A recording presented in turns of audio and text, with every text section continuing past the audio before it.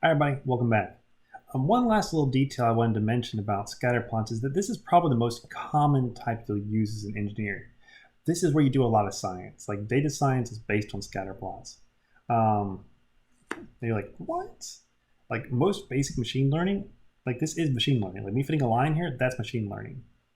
You just get fancier and fancier lines and more dimensions. So like make it 3-dimensional or 4-dimensional plots, and eventually you can't visualize it the same way. But it's all relatively the same thing. So scatter plots are the one that you need to understand the most. Bar charts are great for showing some data. Bar and whisker, also fantastic. And depending on what you are, you need to use that a lot. But scatter plots are the bread and butter of making charts in engineering. So this is the one you need to master. Okay, now how do we create a chart? You've been like, I've been seeing these for so long. Where's the charts? Well, to create a chart, you need some data first, and that data should be in columns.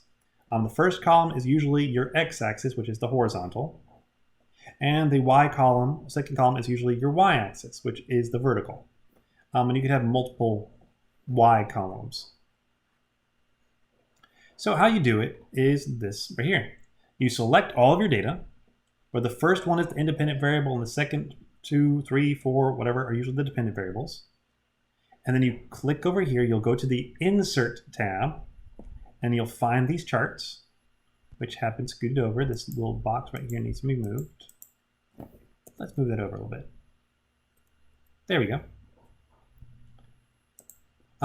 And this will give you different types of charts. And if you hover over those charts, what you're going to see is it'll give you information about it. Like this one right here, that was a scatter plot that I had my pointer over. And if I clicked it, it would show me even more options. So this is how you basically create a chart.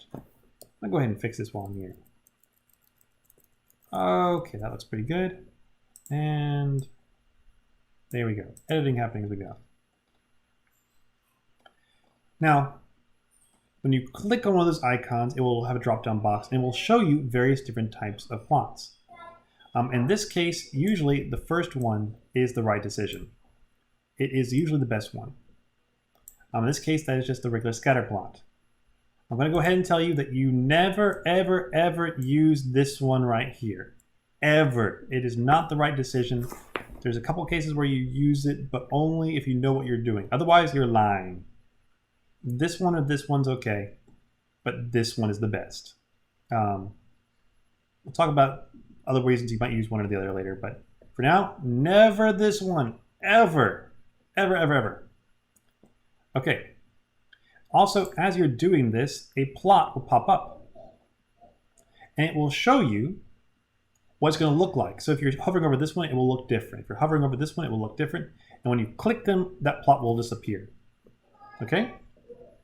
Now, it's always the most basic one. You can see that this is pretty terrible to look at. For one, what's the axis title right here? Or here? I don't know what the axis titles are. 2, what's the title of the chart? Chart title? That doesn't tell me anything. And dependent variable 1, dependent variable 2, that's not very helpful. We need to fix this. Okay. So with that being said, we'll do one of these examples and I'm going to stop and come back next time. I want you to create a bar chart right here.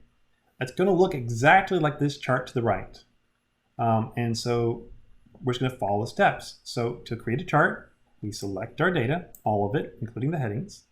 We go up here and we find bar chart. Well, this first one is a bar chart. And I just want you to click the most basic one. So you can keep on looking through if you want to. Some are going to look different than others. But the first one's what we want. And there we go. I move it over here just because I want to keep it pretty. And they look the same. We're good to go. Cool. Okay, so with that, we've learned basically how to create a chart. And next time, we're going to learn exactly how to make it a good chart. See y'all later. Bye-bye.